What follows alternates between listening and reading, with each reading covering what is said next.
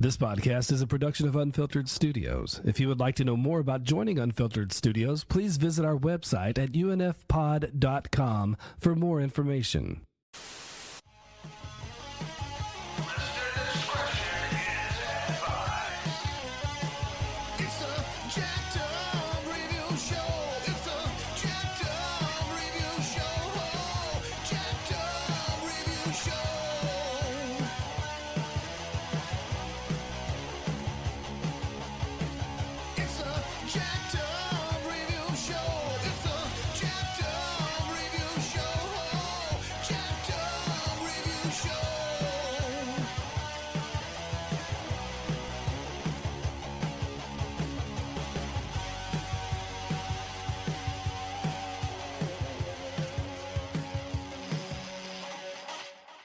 So once again, guys, you're going to hear a repeat. We're doing a Karl Urban Revenge and Corruption video on demand double feature. Yeah, he got into those awesome Taken, Man on Fire style action movies. So you're going to hear a repeat. I was so fortunate enough to guest star a few years back on the Film Strip podcast with the wonderful Jay Skipworth. He's always a dynamite guy and good at just peeling away layers of a movie. He does a wonderful mixture of movies that you can find on streaming versus films that many have seen, but it's been a hot minute. Like, they were just the kind of movies everyone saw when it came out, but they definitely are worth a revisit. So we talked about the movie Bent, where Karl Urban plays a former crooked cop trying to investigate a conspiracy involving his friend.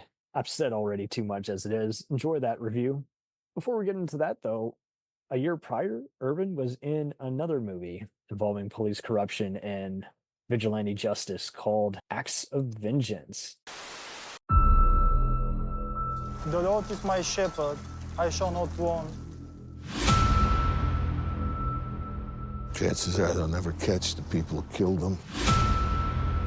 Frank, you can't blame yourself for what happened. Oh, believe me, I can. Should have been there for them.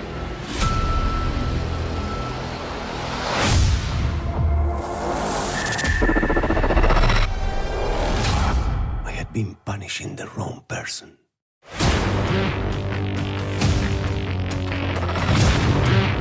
To avenge my wife and daughter's murder, I took a vow of silence. I had found my form of penance.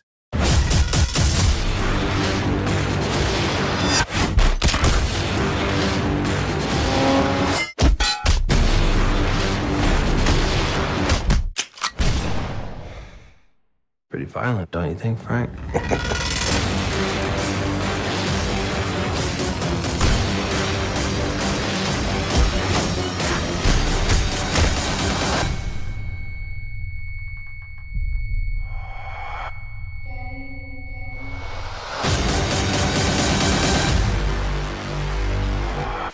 And I was already going to see this. I love the Millennium Films guys. You can see this movie pretty much anywhere.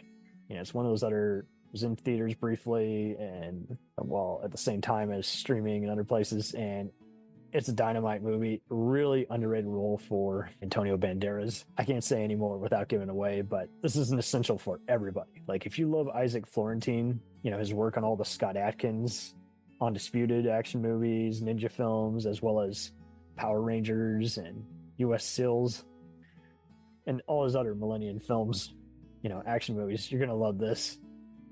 Don't be fooled by the generic name. Like, even the supporting actors who have brief roles in this, you know, Jonathan Schnack from The Forsaken and That Thing You Do had a decent role as one of the police officers.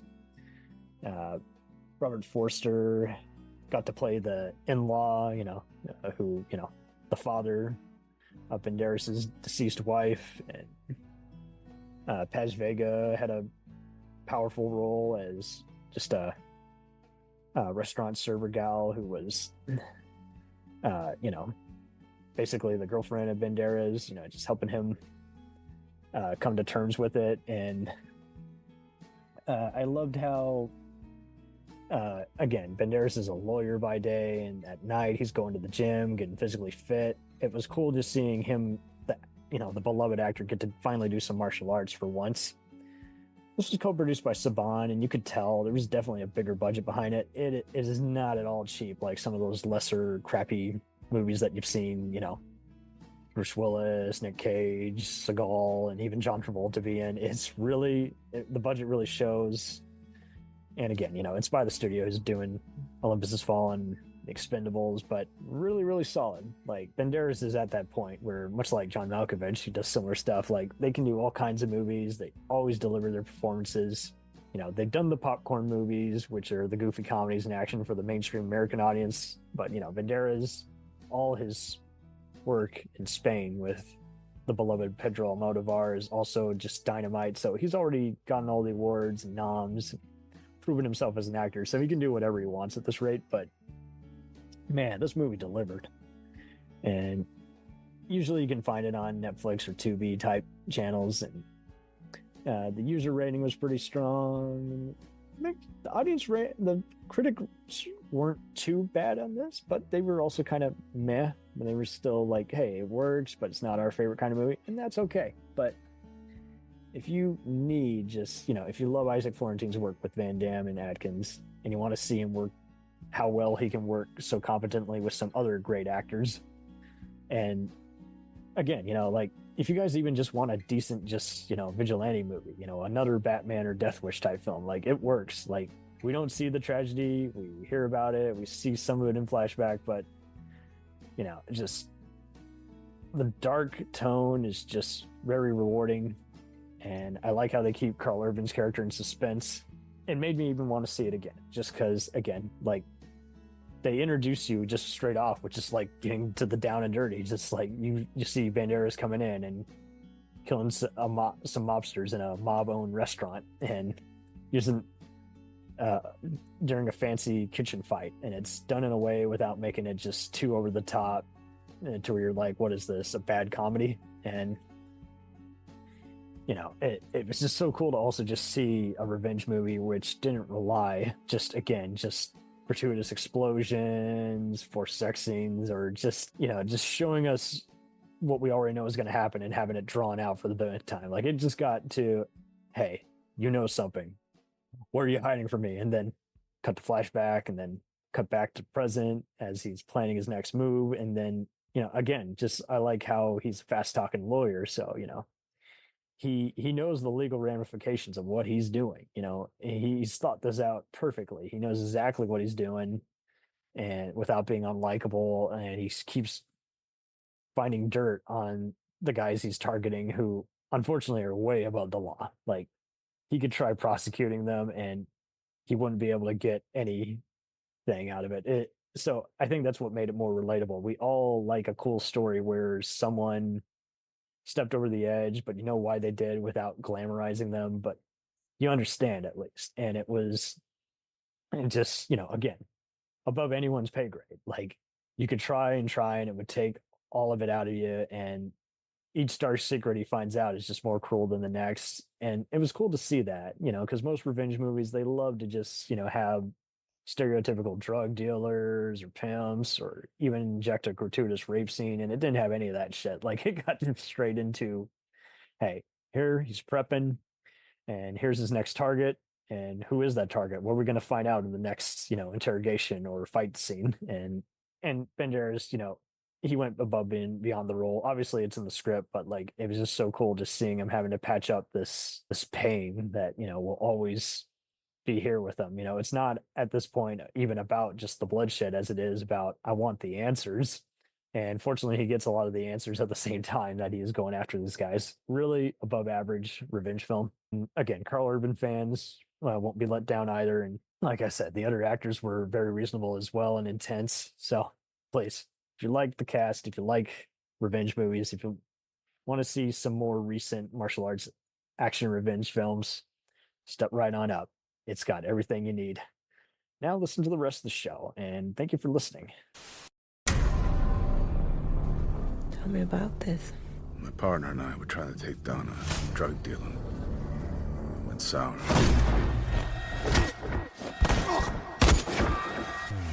There was an undercover narc. Charlie killed him. Painted us as Ben. Who is this? It's me. I got out.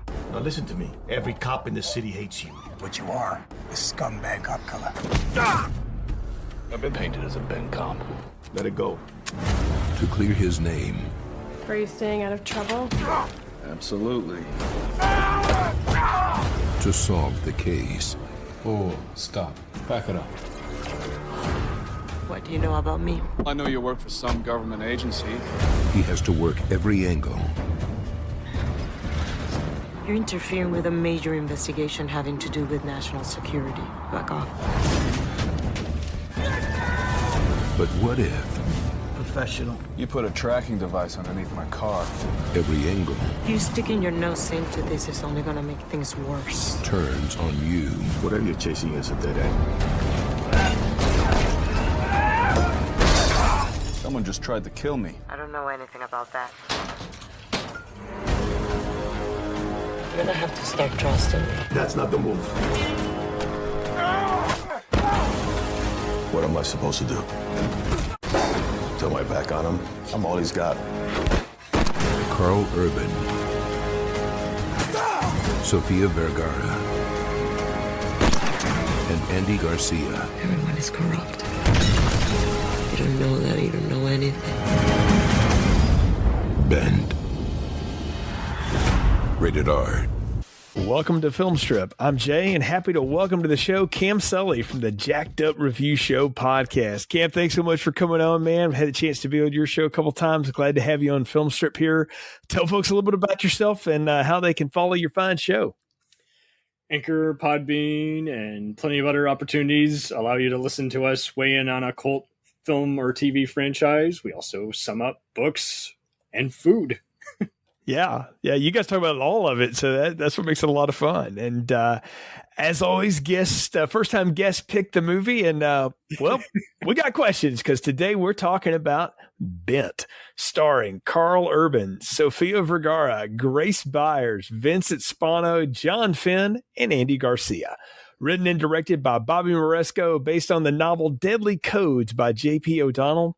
Released in 2018, limited theatrical screening, and then straight to VOD and rental. So I asked you, you brought Bent to me, and I said, okay, yeah, that looks interesting. Let's give that a shot.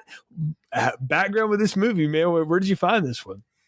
I kept hearing about it. I kept seeing it getting recommended on my Amazon Prime when it was on there. Now it's on Tubi and Plex, but I had heard so much about it, how it was like, okay, so this is kind of a Serpico Taken-ish movie, and Karl Urban's getting to be the lead. That's rare, and I'm glad for him. Other than Dredd, he's often just been second, third, or fifth build, So, yeah. But it was kind of in production hell for a while. I didn't know if I don't remember who distributed it, but it just seemed like it was once again just a pretty quick shoot in like Atlanta or New Orleans, and no one knew what to do with it, despite it catering to action fans. I had heard so much about it too. Like people hyped up how it was Sofia Vergara getting nude for the first time and in a serious role. And then there was plenty of other talk about how it was, again, it was a tale about corruption, and it was, but I didn't know it was based on a book. So I'm glad you outlined that for me before we started the episode.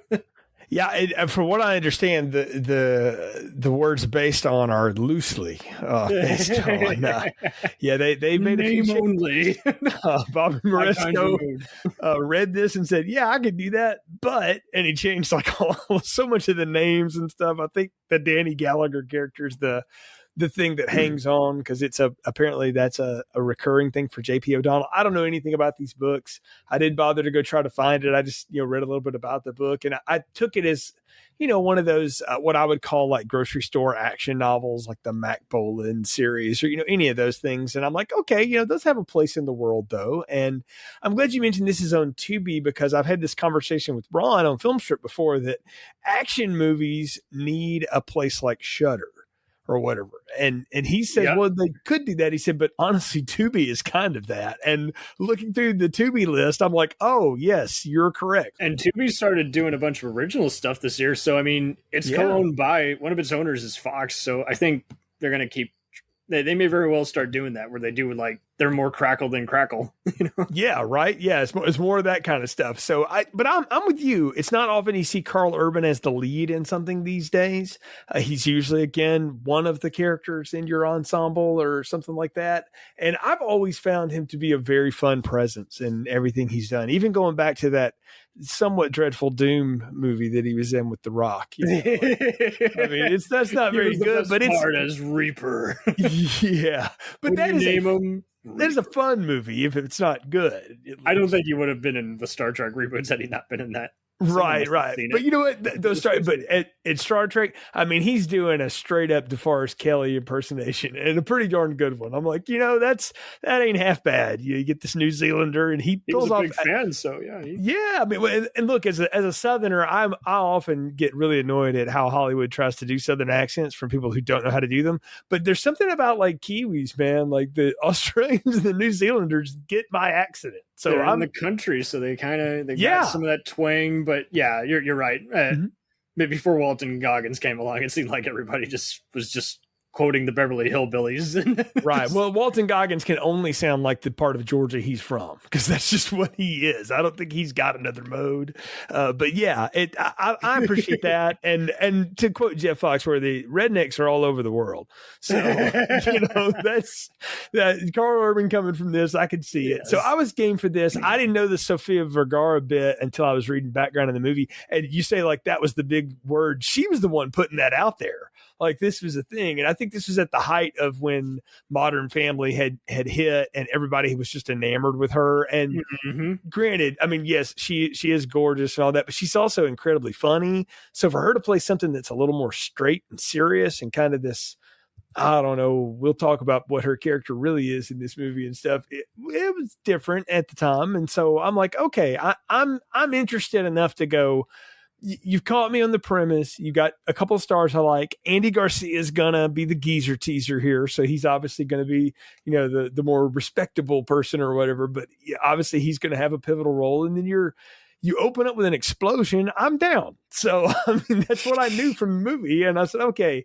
I'll give this a shot. And so, yeah, but otherwise, I would have never known this existed. So I don't seek out a ton of straight VOD action films, and it's not that I dislike them. I just don't look for them, because if I'm going straight to VOD stuff, my genre is like the horror stuff. I go for that, and I try to see what that is, because Shudder, Scott Adkins, come on now. yeah. So I mean, but I'm not opposed to it again, and have made a lot of friends, particularly through the years, and on the podcast part of Film Twitter, that are big action fans and stuff. And so I'm trying to do more of this. So it's fun to catch these things, because action films nowadays, I'm trying to sit here and think, man, like the last time I saw one that I felt like was remotely an original premise, there's not a ton of them out there. And so I think more of them go to something like this, and not that this is the most original premise, but it's got some twists in it I didn't see coming. And so, I was down to give this a shot, and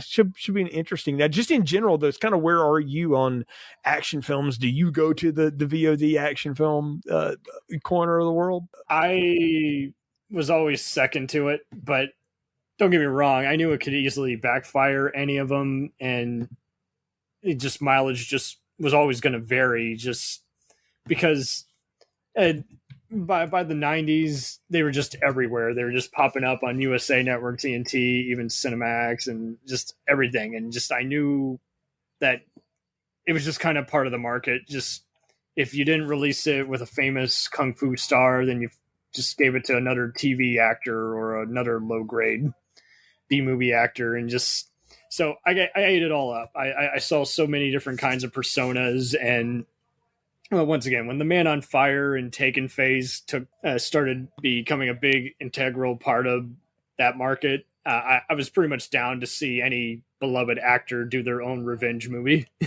And I'm glad you said that like that, because this is definitely a revenge flick. and we're going to get them, for doing us wrong. And I didn't watch a trailer on this. I really just turned it over to TV, watched the first few minutes, and I was like, I can just imagine if this had been made in a different time, it would be like Danny Gallagher went to prison, and now he's going to get everybody that got him.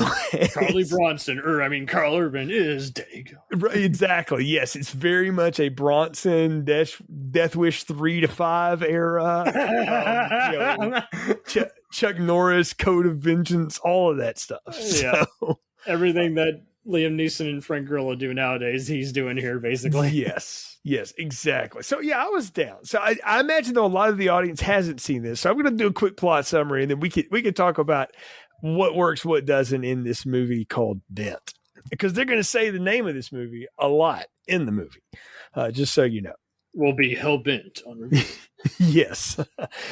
Danny Gallagher, Karl Urban, is a good narcotics detective, but when a bust goes bad and his partner Charlie is killed by a kingpin named Driscoll, Gallagher's left wounded and framed as a crooked cop.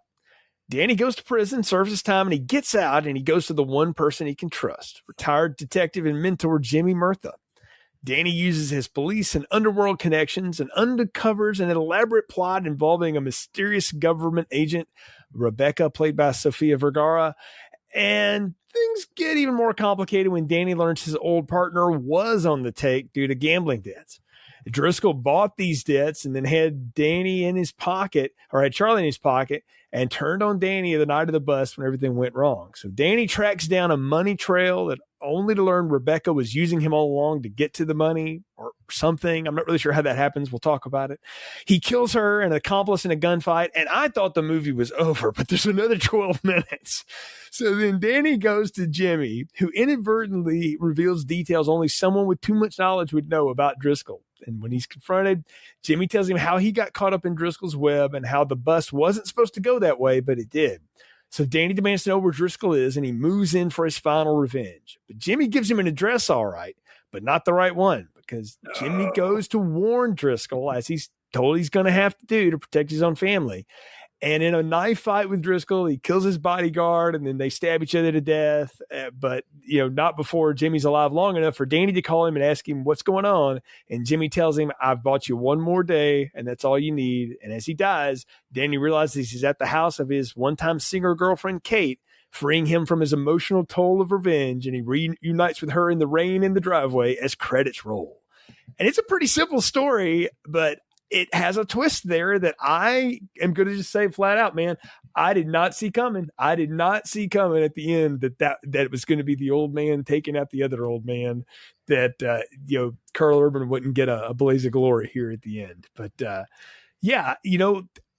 first impressions of this and the way this setup and bust goes bad, I felt like I was watching something that owed a lot to The Usual Suspects and the way the bust on the heroin bust on the boat goes and all that stuff. I don't know if you got that vibe or not, but very much felt like that. Yeah, it is a similar, it's just totally rooted in it's an 80s plot with a 90s kind of format. Yeah, and just relentless cat and mouse, that you can't go in a scene without the hero bleeding or just getting in a bar fight and just kind of thinking to himself, is like, what kind of a intriguing web am I in?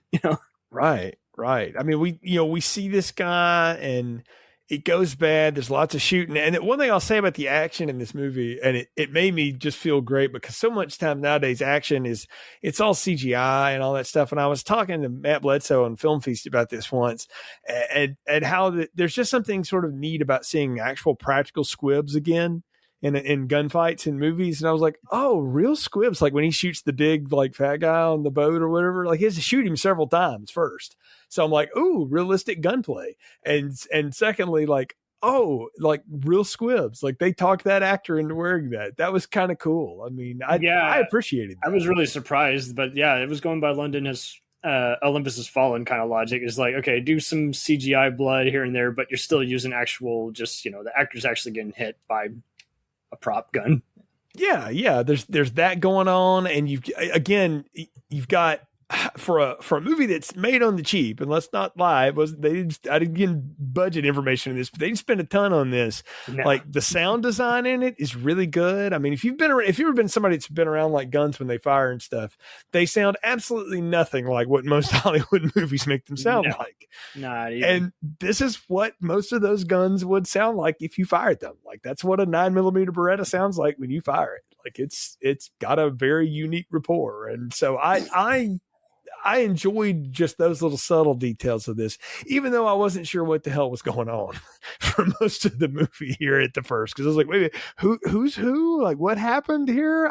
There was a scene in a bar. We're watching this woman very convoluted sing. And I was like, what happened? Like I missed who a few died. things. Yeah. Oh man. I don't want to jump too soon to it, but yeah, it did have some moments where you're like, I mean, you could watch this if you're doing laundry versus an easygoing Friday night movie. I guess then the question is it more of a Saturday or Sunday movie? Right. Like it's one of those that it doesn't ask a lot of you, but I'll say as someone who did watch it and like put eyes on it, because I realized like I'm only going to really get to see this once, so I've got to make sure I catch all of it. And I'm the same way when I do the TV show reviews. I'm like, I can't binge watch a whole season. I gotta take the right. Yeah, I've got to pay attention to this for what it is now, and so I'm watching it, and it's an hour and a half, but it's really about an hour and 20 minutes of this. The opening bit where the woman walks out to the car and it blows up, and I think we're to believe she was one of Driscoll's people who was somehow or another an informant with like Charlie and Danny, but she was also like the lesbian lover of the Sofia Vergara agent who was a double agent. I don't know how all of that worked. I just know that she was connected to Driscoll. It's very convoluted, but it's like when you put it all together, you're like, well, most of it for what you can. It does make you wonder: was some stuff filmed but not included? Did a producer take this over? Because like you say, a lot of these movies they shoot fast now, and then again, the studio can decide. They love collecting money on any kind of table. Mm-hmm. It's like, so yeah, it can be in a few select theaters at the same time that you can order it from your cable TV or internet provider. So it is interesting how this one just kind of, again, it just slipped through the cracks like the very conspiracy on screen. And it takes us a while to incorporate what's truly going on. And I mean, even the whole corruption angle, when it starts involving cops, that's literally the plot twist. Spoiler, but yeah, this is like, it only really fathoms in there. It weighs in there in like the last 10 minutes. Yeah. And so, I mean, all of that happens in the first like 5 or 6 minutes. We get the bust going bad. And I more or less went with the action scene. I was kind of blown away by Driscoll as a big bad, who's actually his own trigger man. I'm like, well, I mean, how big of a kingpin are you if you're actually shooting folks? Like, don't you have people to do that for you? Like usually, is that how it works? Usually, but yeah, I mean, it was tough to predict, and it was also, like you say, I mean, you're pretty much seeing crime at its most ruthless level, where basically, they're just so petty, they're just so reliant on all these other guys just doing everything for them that there's. Once they get into that gear, there's really just no stopping them. Yeah. So it was interesting, but on the other hand, I was like, okay, and maybe that's where I got Usual Suspects from, was the way he looks at Danny when he shoots him, but he shoots him, but he doesn't kill him. Like he leaves him alive, because obviously they're going to pin all of this on Danny, and the whole idea of being bent, that that's crooked, that's you're a crooked cop, you're bent or whatever. Which I mean, there's lots of different definitions of bent. Where Karl Urban is from, there's a whole other definition for that. Like it's not appropriate for any company at all. So I'm sure it was funny for him to sort of have to say this over and over and over again through this. But the idea of that there's corruption everywhere. I think you called out Serpico. Definitely an influence here to some of this.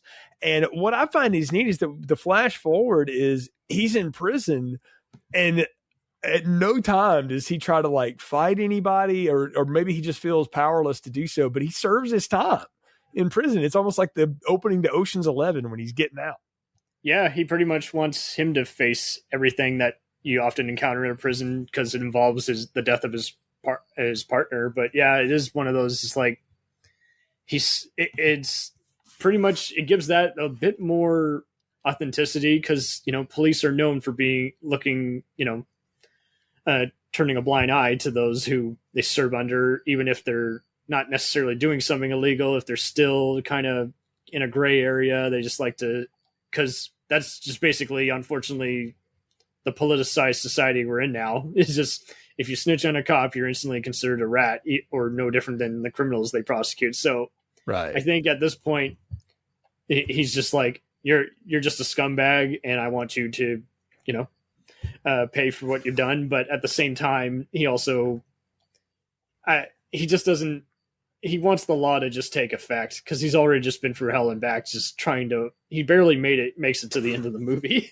Right. I mean, yeah, we'll talk about the beating that Karl Urban takes. Oh, which one? Movie. I lost track after the first punch. I mean, yeah, he definitely is the Timex of this whole film and the way this thing goes down. But I don't know. I liked the idea of how it unfolds where the one person that's still left in his life, because we've seen the girlfriend Kate singing at her club or whatever, and he's enamored with her. This is before he goes on the big bust and whatnot. But I thought it was pretty cool the way that he gets out and he gets picked up by Andy Garcia, the Jimmy character, and he's retired and it's his only friend and he trusts him. He's like, look, I know, that wasn't how you wanted to go and that you were probably innocent, but you couldn't get out of it. But, you did your time. Everything's going to be cool. And Karl Urban is hearing none of that. Like, he's like, no, I've already got my whole revenge laid out. And I love how Jimmy tells him the story about this pocket knife that and I don't even remember all of it, but it's immediately when he's telling it, I'm like, well, this is Chekhov's pocket knife. Somehow this is going to come back. I don't know how, but my thought was like, Jimmy's bad. He's going to stab him with it later or try to, or something like that. And it's almost just too close to, yeah. But it's like this, my father gave me this and I was going to take it after this guy once, but I decided not to be Johnny from The Outsiders and, or whatever, I mean, that was kind of the story. It didn't matter. Pony Boy. Right, yeah. I want to see him in a remake of The Outsiders. Stay gold, Pony Boy, to do a really bad Ralph Macchio Southern accent. Oh, well, no, he could just play Derry.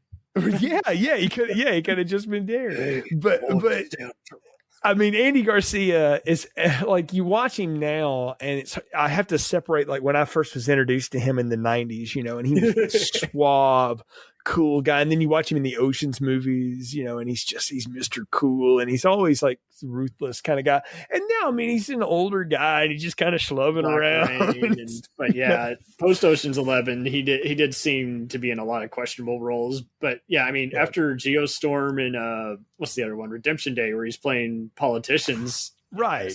Now, you put a suit on him and all that, or you can just put him in some fishing clothes and an old fedora, and he's, this retired cop who's selling bait, for fishing or whatever out of his little houseboat thing. I'm with you. He was really showing his age here, and there looked like there were several scenes where he looked like he did a dialogue flub, or there was some ADR, but his final line when he's talking to Danny, Karl Urban's character, he just seemed like he was croaking out his line. I'm like, damn, is he? Yeah, no, I mean, it's like, man, I mean, but the thing is, he actually gets an action scene, and it's him because it's up close and stuff. And this movie ain't got enough money for no damn stunt doubles, so I mean, it's 3 fight scene, but that's it. So I guess I don't know if he got injured or what. Yeah, I don't know. I mean, I was impressed with what he did, but I knew immediately something was up. I was like, well, he's obviously doing the Mr. Miyagi speech here or whatever, but this is going to go bad because everybody in this movie is going to be bad. And then we get Danny, who goes, I mean, he's got a friend who's kept all of his stuff and he's kept his old Jeep Grand Cherokee, put some tires on it and a battery for him. He's got guns. He's got a suitcase full of cash and random clothes. So before he went to prison, he liquidated his life, and said, well, clearly I'm going to go away for a few years. It's he knew he was going down, and it's a cool angle to see a bad cop taking down other, bad apples, Right. I mean, that's the thing is what you learn is that he actually was a straight cop, but because he got betrayed or whatever, he's like, all right, fine, we're going to play it that way. Then I can play that game too. And so he takes his underworld connections, he gets his stuff together, and he goes on a hell-bent tour for revenge, man. And I wanted to ask you about that, like the way he goes about dispatching people in this movie. That's one thing I'll really compliment Bobby Moresco on, is shooting action scenes in tight scenery is not an easy thing for a director to do. Tony Scott is great at that, or was great at that. Michael Bay can be good at it. This movie is actually a lot better than it deserves to be in those moments. Yeah, because they could have done the billionth, quick cut, Born Identity taken, which is a like it or hate it angle, but it's commonly used. And they could have even done a Captain America, or Die Hard type elevator fight. But yeah, no, for the most part, it's just, you get a lot of distorted views around angles, and there's not too many quick cuts or anything. It's all pretty much like in one take, and then, ends with like someone, getting beat up against a curb or face planted or pistol whipped. And it, like you say, it just feels like it's just raw. And I did some looking at Moresco. He created some of my favorite shows like the Black Donnellys, and was one of the co-writers on Crash, even wrote on other Canadian shows like Millennium, the X-Files spinoff. So I was like, okay, cool. So he's done some good work. Like you can see he's got a pedigree that comes from a real place, and he knows how to stage this kind of stuff and make it in a way that the music pumps through just right, and the beat lasts long enough, but there's a realism to it too. Like, Karl Urban doesn't just mow through people like they're, their butter, like Arnold Schwarzenegger would do or something. Like, he gets his ass kicked. I would love to see that, but yeah, I know what you mean. Yeah. It's very contained, and everyone always seems to have like a holy shit look on their face. And like, oh no, he's coming for me. But even when he finds out the main traitor behind this whole thing, he's like, no, you damn dirty dog, Right. Yeah. It's like, it is tropey in a way, but on the other hand, like, it's fun to watch him mow through all these just useless people. 'Cause it's almost like you're watching cutscenes from Max Payne video games, That's a great contrast. Yeah. This is a Punisher, Max Payne type storyline. But like you say, like, instead of the actors playing to the camera or it being a cheesy, rendition of a comic book, they do pretty good at just doing little small nuances, and that kind of just makes the cliches feel like somewhat plausible for the most part. And yeah, but it is weird. It is such a weird mashup, because it could have easily backfired. It could have easily been the billionth, shitfest with Bruce Willis, John Travolta, or Nick Cage, and it's like, instead it's a very straightforward, it's playing to that Taken crowd. And then, the actors do have enough to work with in that there's just like 5 different layers to their character. So by the end of the movie, they're not the same person. And that's before they get into the various serious circumstances that surround the whole complex. So yeah. And so that brings me to one of my first questions. Who the hell is Rebecca? And does it matter? I don't think it matters, not. But I'm maybe it's a MacGuffin, maybe, you were mentioning Usual Suspects. So yeah, it could very well be Kaiser Soze. She doesn't actually exist. She's just an alias to throw off.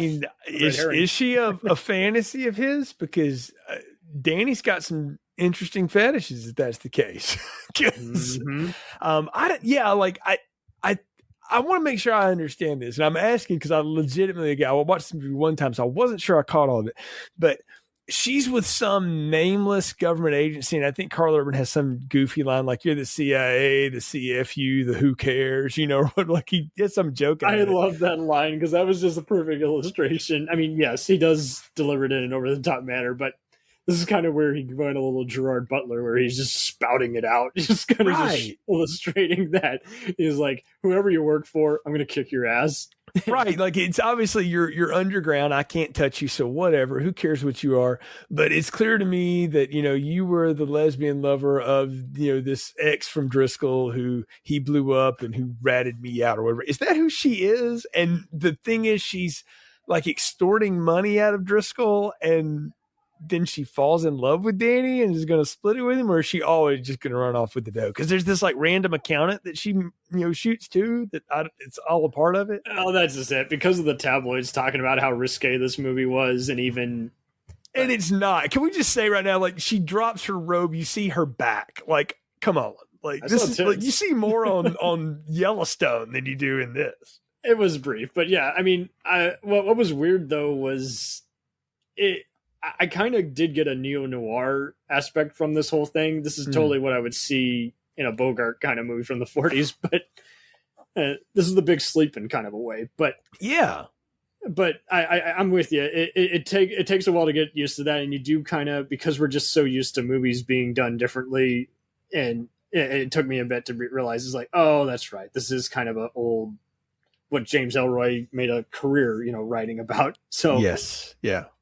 Sort of like you say, it's to harken back to my youth a little bit. It's a very Silk Stockings kind of feel. Oh God, I'm not sure if that's a compliment.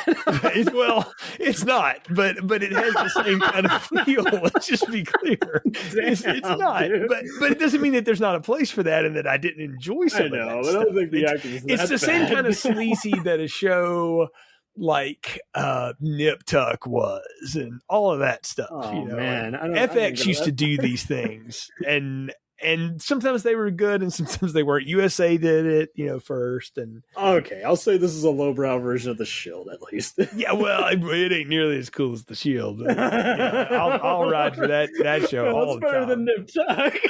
It's way better than Nip Tuck, that's for sure. And yeah, Nip Tuck's not a good show, but it has some deliciously bad like acting and bad stuff in it, so it's fun to watch.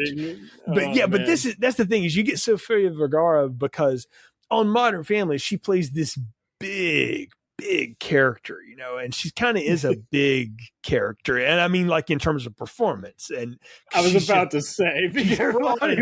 No, she's actually not a very big woman. She's kind of small, but she just, because Hollywood people are so distortedly like miniature, she looks huge next to them because she's normal. She looks like a real person, but she plays these big, broad personalities. That's what I mean. And to see her play something that's much more dialed back here and much more sinister. Like, first off, it's not a secret that she's, evil or whatever. But on the other hand, it's kind of fun to watch her do it because it's not something you get to see her play a lot of. Totally. I thought she kind of stumbled on some of her lines near the end during the big reveal, but overall, she did seem very comfortable playing this alluring yet very deceptive role, but it took a bit to kind of get used to it. And I think, I don't know if they film all movies out of order, so I didn't know if she was having to study certain takes and say, hey, I want to be a little more over the top in this scene, or I want to be a little more subtle here. So I felt like some editing mishaps kind of killed this movie a bit, especially in her scenes. Cam, you're giving it a lot of credit, man. They probably had one take in an afternoon with no permits and had to shoot this thing. So, well, that is it. Yeah, I mean, it definitely, they could reveal in an autobiography of one of these actors years later about the production of this movie, and we would probably find more than what we ever would find on IMDb. Right. Like, yeah, there's no notes, there's no good wiki, there's digital. So if this movie isn't built for that either. Like, it's, it is what it is. But what I'm saying is, I will applaud her for giving this maybe more than it deserves. And I think her and Karl Urban are both giving this a lot more than it deserves. Andy Garcia seems to be giving it exactly what he thinks it deserves. And everybody else is what they are. But I feel like the two of them are trying to do things here that maybe are above the pay grade of this movie, but they're going to do it anyway because they're friggin' professionals. And I appreciated that. It adds a little bit more to it because, again, this is such a cheesy ass plot and everything that it's like, well, okay. I mean, at least it could be entertaining, because how many times do you watch one of these and it's horrendous, at least it's fun. At least it didn't happen over the top car chase or slow motion where someone goes, No. Right. Yeah. Like I waited for that. I was like, where's my slow-mo? Where's my Michael Bay 50,000 cuts in a row? Like, nobody. And usually you're doing that because Bay does it for aesthetic, but most of the time you do that stuff because you're trying to hide shit.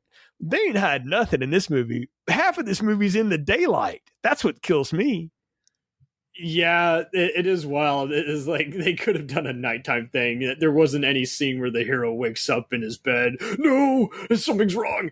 Yeah, no dreams or none of that. He's got nothing to run home to except make sure he doesn't get killed. Does he sleep the entire movie? I know he takes a shower, but I don't know that he ever actually sleeps. I think he downed a bunch of liquor at the beginning, right? Right. As like he drank that like it was his last drink he will ever have. Right, like he's drinking a lot. He has a couple beers, but like I'm still like, does Danny ever actually lay down at any point in this movie? I don't know that he stops. He's I like think the he gives more bunny. death stares than Jason Statham does in a typical, Okay, yeah, I'm glad you called that out. Karl Urban, somewhere along the way, either got the note or decided, whenever I need to not say words, but, show that I'm angry, I'm just going to glower really hard at the camera. Yeah, I'm just going to do my best Clint Eastwood meets Timothy Oliphant from New Zealand. And that's what we're going to go with. I mean, I'm not faulting the guy. I'm just telling you that's what he gave us. Because again, and that's probably more than this movie deserves. But, he goes in and going. I do like, though, that they give him this subplot that he has regrets with Kate. Like he's sitting outside of her place when he gets out of prison. He calls her and he's like, I'm sorry, they took your place away from you and all this. And so you kind of feel like the people that were after him, Driscoll and company, sort of went after her too, to make sure that he stayed quiet and didn't fib and all that stuff.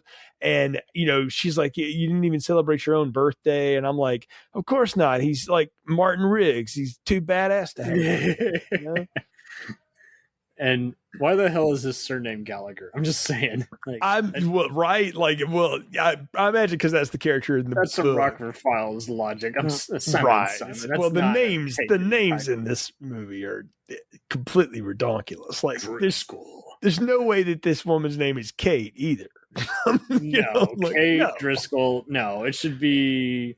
Yeah. Hell, they could have just called her Sophia Valles or some shit. It is right. Yeah, Rebecca, which we know is a fake name, so whatever. But I mean, seriously, like it's all ridiculous at this point. But I did get a kick out of the way that they try to give him this sort of softer side, that you realize that there's one thing he still kind of lives for, but he doesn't like go out of his way to bother her. He just wants her to know that he's alive and that she's okay. And it's almost like he wants some validation from her. And I think Jimmy picks up on that too. And that's why he gives him that moment to reconnect with her. I feel like that's the first scene he read and it stuck out to him. Yeah. Apparently the Andy Garcia liked that. And that is the twist, is that instead of sending you to your death where me and you are going to have to kill each other in the end, because I'm just as bent as everybody else, I'm going to go do it for you. I'm going to make it right. And you're going to go get the life that you deserved. It's just a weird predicament because, like you say, I don't know what sane person would do that, and yet it does make it an interesting kind of. Well, let's talk about that though. The way Jimmy does that, like when he gets the final phone call, and you've seen a few moments with him and his wife, like he gives her this big hug and kiss goodbye, and it's like a goodbye, and the way she's crying is like he's prepared her for there will come a day when I get a call and I have to leave and I don't come back. And it's like she knew that this was it, So, but and I'll say this about Fens Driscoll. I don't know if that was supposed to be more developed than what we got on the screen. There's not a lot of this guy. His final scene is you tell a lot about him. He's filleting this huge salmon or whatever, and that's the knife him and Andy Garcia get in a fight with. And I was like, that's an interesting character note that apparently I don't know if they wrote that or if he was like, I'm going to be the kind of guy who would I will fillet my own fish and I'm so precise with it. Is it a New York City thing? I don't know. Well, I took it as more of a, I'm so, in touch and on top of everything that I do my own fillet work, and stuff like that. But he didn't see this coming, out of nowhere. Because Andy Garcia blows his bodyguard away and then comes at him with that pocket knife, Chekhov's pocket knife. I called it. And but he drives that stiletto right through him. That's a big old fillet knife. But having filleted fish and used knives like that, Cam, I can tell you, it will not go through your chest. It is not, the blade would break. It is not meant to do that. So that is just like no one can shoot a bullet through their shoulder and survive. Right. Well, also Karl Urban takes like 2 shots straight in the gut in this movie. I'm like, no, he's dead. Like there's like, you don't survive those. Like, yeah, I'm thinking unless you got 2 rounds of body armor, you're probably going down. Yeah, I didn't. Like that didn't go well. They never get sound effects right, but they especially don't get physics right because no. But I did like the like I said, I thought the movie ended like at 1 hour and 18 minutes when Danny goes to run down evil accountant or whatever, whoever that guy was, and Rebecca shows up after they've had their shower sex, and he knows, like, here she comes, and he's like not surprised, and she's doing the like Bond henchman evil speech. We missed out on some killer saxophone. Yeah, run away with me. We can do it together. And he's like, whatever, and he blows her away. And get a max. Yeah, you see that coming. But when they pan out this helicopter crane shot and the music's playing and the cops show up, I'm like, shit, is this it? Is there 12 minutes of credits in this movie? And then I'm like, oh. I was wondering how they were going to pace that out. And then, that's when all the other plot twists happen and other shit. And it's like, yeah, well, okay, so kudos to whoever edited this movie or planned it. But well, I was going to ding whoever did because they didn't get the note. Like somebody did this and they're like, this isn't the end of the movie. Oh, well, we don't have time to go redo that, so we'll just have to go with it. I'm like, the wow. actors do seem like they constantly were handing new dailies, so I think that's just it. They're trying to, because like you say, it does have signs of there's a lot of cooks in the kitchen and they're just coasting on through as best they can without trying to not compromise or look like the worst of any of the evils in the movie. So. Right, exactly. Like, yeah, they're trying to make sure they know like what they've got going on. I don't know. It was just funny the way that ended. But then we do, and it is a good scene. And again, in a lesser done movie, you wouldn't take time to have a big breathy scene where 2 characters sit down and have a conversation, and the big reveals happen through dialogue where he tells him like, here's how I got on the bad side of this, Driscoll guy. He saw me beat this guy to death because I lost my cool in the alley, and he owned me just like he owned everybody else. And he owned Charlie because Charlie had gambling debts, and he bought those debts from the Shylocks in town. And, that's how he had him in his back pocket. And it wasn't supposed to go down like that, but Driscoll decided to cut ties. And, and I mean, you see Danny just seething, underneath all this, and he's betrayed and he's mad. And I give Karl Urban some credit for playing that, about as good as you can in that moment. Cause again, it is a cheesy little film noir thing, but he's not like getting big. Yeah. He's not yelling or anything. I appreciated that. Totally. Anyone else would have wanted to ad lib or do just some other just huff and puff, take a walk, but he wants to get it.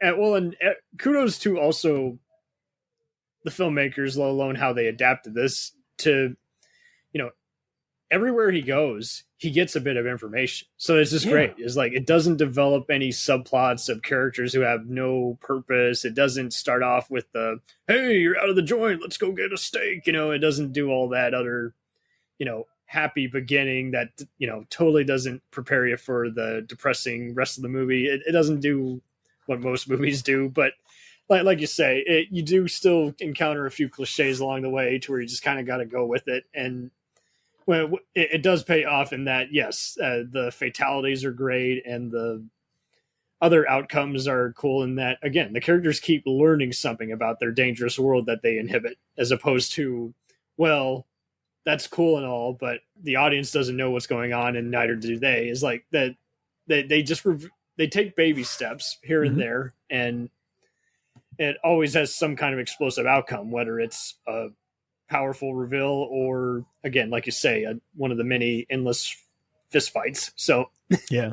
But and like I say, we get the kind of the twisted ending of Danny gets sent to be freed versus going to what might have been his death, and Jimmy takes care of it for him, and it's, I don't know. I appreciated that. Like I said, didn't see that coming. And then I certainly didn't see the let's reunite in the rain in the parking lot happen. But it's, you realize Jimmy, even though he was bent, and as crooked as anybody else, he still felt like there was a chance for him to redeem himself, but also to redeem his friend who had gone down this dark path.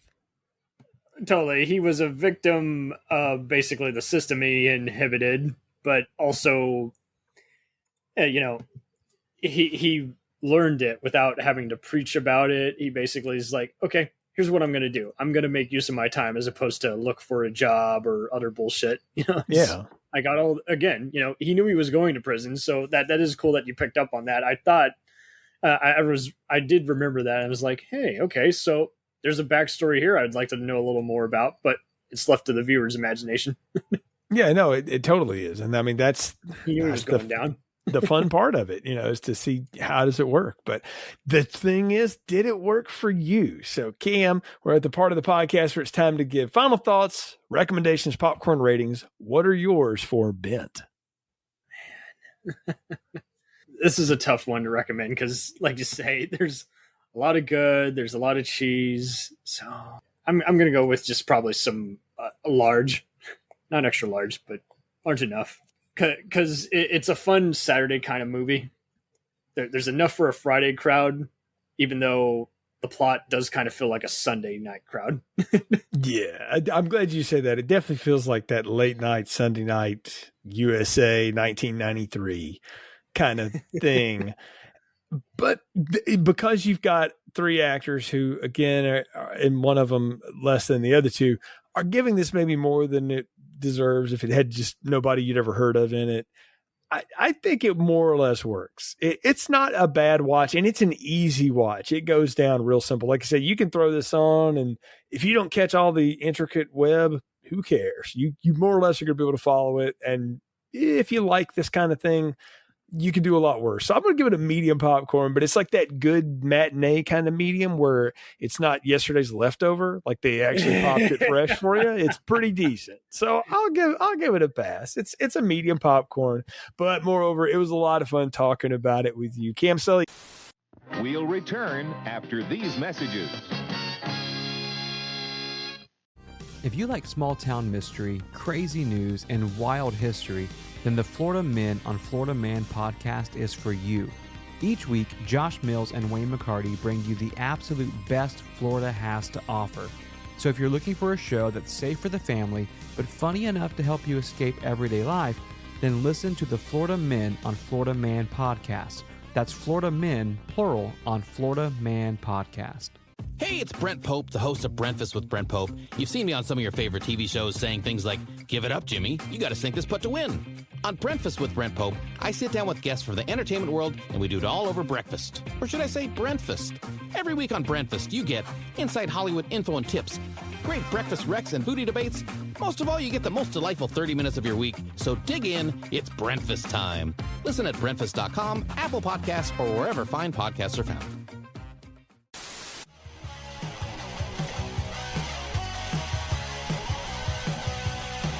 Follow us on the web on Facebook, Twitter, and Instagram. The podcast is available on Podbean, Spotify, iHeartRadio, Anchor, Apple, and anywhere else podcasts are available. Feel free to review our show and leave comments on any of those sites. Thanks a million for listening. It's a jacked up